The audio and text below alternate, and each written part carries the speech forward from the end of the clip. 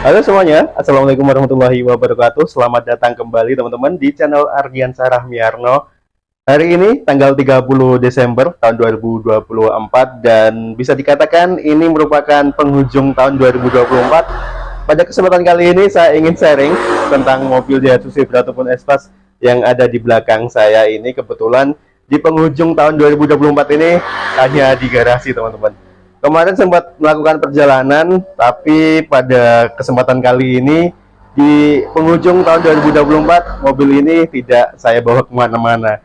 Dan kebetulan sudah 4 hari mobil ini hanya diam di sini saja. Nanti kita panasi.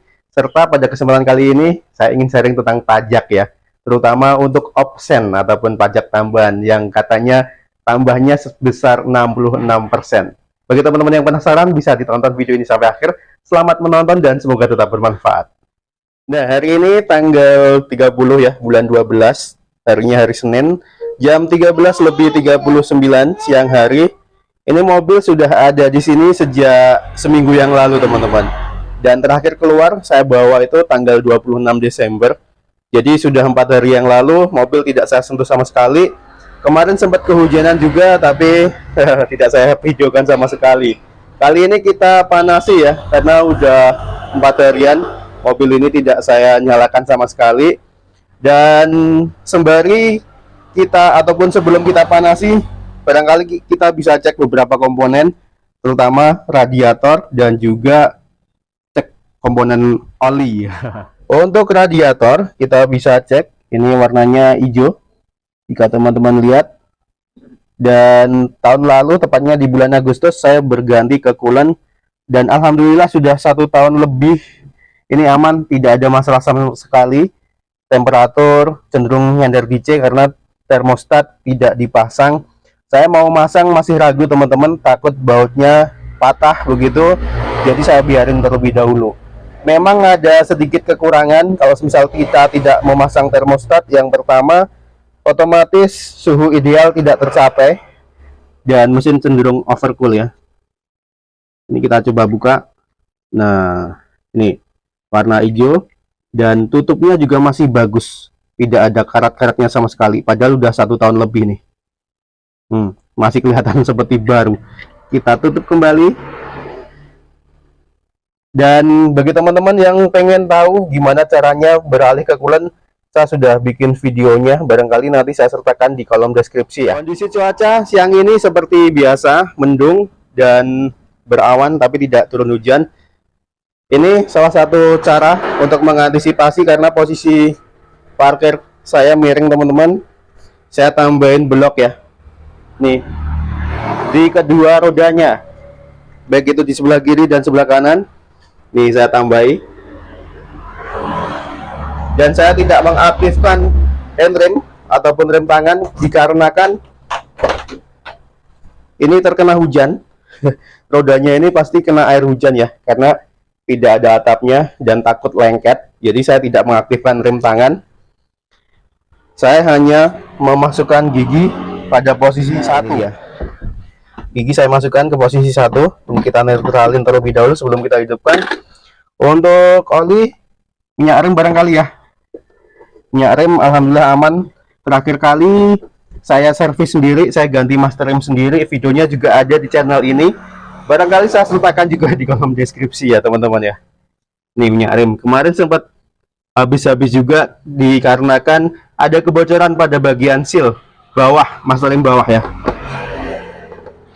Dan yang terakhir barangkali kondisi oli mesin. Yang jelas untuk oli mesin jangan sampai kurang dari batas atas ataupun kurang dari batas bawah maksudnya, dan jangan sampai berlebihan ataupun lebih dari batas atas. Batas bawah itu L, batas bawah F ya. Lubangnya ada 2. Berhubung ini kondisi parkirnya miring, jadi cuma ada di atas lubang batas atas, batas bawah sedikit aja.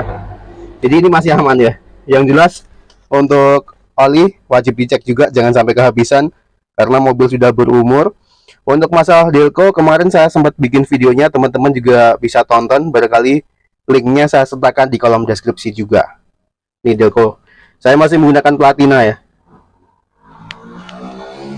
Setelah itu kita coba nyalakan mesinnya. Barangkali teman-teman sudah nggak ada masalah ya, nggak ada kendala untuk menghidupkan mesin pada saat posisi mesin dingin ataupun mesin panas. Barangkali sudah oke lah. Kita langsung nyalakan saja ya. Jam 13:46. Ini matahari tidak saya nyalakan sama sekali. Kita coba hidupkan teman-teman. Oh, dipakai buat mainan anak ini. Wiper nyala sendiri. Oke, seperti biasa saya cuma injak pedal gas 1-3 kali. Pastikan posisi gigi netral ya, tidak menarik swascok karena sudah putus punya saya. Ini Daihatsu Espas tahun 95 bagi teman-teman yang belum tahu. Bismillahirrahmanirrahim. Oke, mobil sudah hidup ya. Ini masih saya tahan. Masih saya tahan ya posisi pedal gasnya. Karena memang untuk mobil tahun 95 wajib dibantu dengan tuas jok sesuai dengan prosedur ataupun petunjuk yang ada di pintu itu. Karena punya saya sudah putus seperti ini, otomatis saya akali sendiri. Cara mempermudah, sebenarnya jok ini hanya alat bantu untuk menghidupkan mesin pada saat posisi dingin. Kalau misal panas, jangan menggunakan tuas jok ya, karena ada larangannya juga. Ini mesin sudah hidup teman-teman. Sebentar, saya masukin dulu. Oke, jam 13:47. Posisi saya masih tahan pedal gasnya di angka 1000-an lebih RPM. Dan untuk menghidupkan mesin Espas ini ataupun Zebra tidak semua orang bisa ya, karena mobil ini ada karakternya sendiri, memiliki karakter sendiri. Seperti halnya mobil Suzuki Carry, itu juga harus dikocok ya. Sebenarnya bukan wajar sih kalau dikocok terlebih dahulu, karena kita diwajibkan menggunakan tuas jok ini. Walaupun di sini ada keterangannya juga, kita diminta untuk mengocok pedal gas 1-2 kali kalau di sini kalau tidak salah, sembari menarik tuas jok. Aman ya, baterai tidak dinyalakan sama sekali teman-teman. Dan by the way, mobil ini kemarin sudah saya pajaki ataupun sudah saya bayar pajaknya. Di sini saya mau sharing barangkali nih total habisnya. Nih ya teman-teman ya, saya kemarin bayar pajak habis Rp522.500, dan di sini sudah ada opsennya, opsen untuk BPNKB dan opsen untuk PKB. Ada tambahan, tapi untuk PKB-nya ini turun. Kalau kemarin PKB-nya sekitar 300-an ribu, tapi sekarang tinggal 200-an ribu. Dan tapi di sini ada kolom baru, yaitu opsen PKB sebesar 153.000. Untuk opsen BPNKB ini kemungkinan kalau misal ganti nama ataupun ganti pemilik ya. Untuk selebihnya sama, akan tetapi ada sedikit kenaikan teman-teman. Kalau kemarin tuh di wacana ada sekitar 66% kenaikan, tapi nyatanya ini kemarin saya pajeki ataupun saya bayar ya, saya bayar pada tanggal 19 Desember tahun 2024. Sudah hampir semingguan lebih ini saya bayar pajaknya, padahal jatuh temponya di tanggal 8 nih, tanggal 8 Januari, jadi masih tahun depan, tahun 2026. Ini sudah saya bayar pajaknya. Dan karena mobil ini jatuh temponya pada tanggal 8, serta untuk pemberlakuan option itu tanggal 5 Januari, otomatis walaupun saya bayar di tanggal 19 Desember, mobil ini sudah dikenai option teman-teman, ataupun bisa dikatakan sistem perpajakan baru ya, tidak seperti biasanya.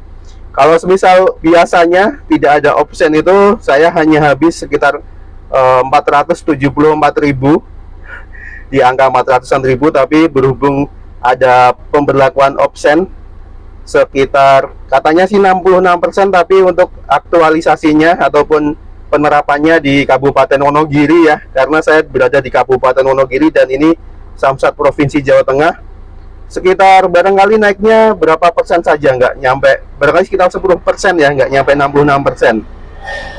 Jadi dari 474 ke 523.000, kalau di sini 522.500. Jadi kenaikannya sekitar 50-an ribu teman-teman untuk pajak yang harus saya bayar. Barangkali itu sedikit informasi. Ataupun barangkali teman-teman ada yang sudah membayar pajak juga, yang mobilnya jatuh tempo di tahun 2025, bisa sharing juga pengalaman Anda tentang option ini. Dan menurut saya untuk option ini sebenarnya bagus juga. Kalau semisal mobilnya semakin bagus, otomatis bayar pajaknya semakin mahal ya. Itu menurut saya juga lumayan adil ataupun adil bisa dikatakan. Kalau mobilnya tua dan harga jualnya serta nilai dari mobilnya itu sudah rendah, otomatis bayar pajaknya juga tidak mahal. Tapi kalau misal mobilnya seperti halnya Pajero yang pajak tahunannya bisa 6 jutaan ataupun 8 jutaan, ya barangkali orang-orang yang memiliki mobil seperti itu sudah tidak lagi memikir besaran pajak ya. Barangkali itu teman-teman. Jam 13:52. Nih, masih saya tahan di angka 1000 rpm. Kita coba lepaskan. Oke, ini sudah saya lepaskan untuk pedal gasnya. Sudah tidak saya injak sama sekali, dan ini di angka 900-an rpm. Barangkali sampai di sini teman-teman untuk video kali ini ya. Jadi ini 4 hari tidak saya nyalakan sama sekali. Alhamdulillah tidak ada kendala. Dan kemarin ganti coolant 1 tahun yang lalu, tepat di akhir tahun 2024. Ini alhamdulillah juga masih oke-oke aja. Untuk radiatornya tidak ada kendala sama sekali, serta untuk perubahan pajak barangkali. Ini mobil bagi teman-teman yang belum tahu, tahun 95 ini mobil Daihatsu Espace keluaran pertama, 1300 cc, tahun 1995. Dan juga saya masih menggunakan platina. Yang tidak percaya bisa ditonton videonya, saya sertakan di kolom deskripsi. Kemarin sempat nyoba juga nyiram Delco dengan air, walaupun masih platina, tapi alhamdulillah masih aman-aman saja. Untuk modifikasi yang saya lakukan paling di bagian spion, ini masih banyak banget yang bertanya ya, saya menggunakan spion apa. Ini adalah spion Toyota Avanza tipe G, bagi teman-teman yang belum tahu. Tipe G tahun 2009-2010 seperti ini. Nih, seperti ini nih. Kenapa saya mengganti spion Espace ini dengan yang model seperti ini? Karena untuk yang bawaannya itu dia gampang loyo teman-teman. Kalau misal saya pakai di jalan yang rusak begitu, biasanya langsung nunduk sendiri. Kalau misal di bagian sini aman ya, nunduk-nunduk pun kita bisa benahin sendiri. Tapi kalau misal di bagian yang sebelah kiri, otomatis kita minta bantuan orang, dan itu tidak akan membuat nyaman pada saat mengendarai mobil ini. Itu alasan yang penting. Untuk bagian atas ini lampunya hanya dummy, ini kosong, tidak ada isinya sama sekali. Lampunya saya lepas teman-teman. Ini hanya aksesoris, karena kemarin itu belinya juga nggak niat beli sih. Ada teman yang ngasih info, ada yang jual lampu kap atas begitu, dan harganya cuma 150-an ribu. Saya tanya-tanya, ternyata langsung deal, oke. Ya mau nggak mau dibeli. Jadi ini aksesoris saja, tidak ada lampunya sama sekali. Dan untuk antena Larsen ini kemarin karena sempat ikut konvoy-konvoyanan waktu masih aktif di komunitas, ini belum saya lepas. Kalau dilepas takutnya nanti malah hilang, jadi saya tambah ataupun saya tetap pasang di sini. AT-nya masih, Larsennya masih, tapi sayangnya saya sudah tidak aktif di komunitas lagi teman-teman.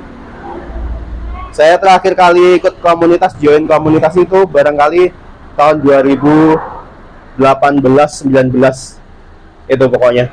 Itu terakhir kali saya ikut komunitas. Tapi kalau misal ada teman-teman yang mengalami trouble dan saya longgar waktunya, insya Allah saya bantu.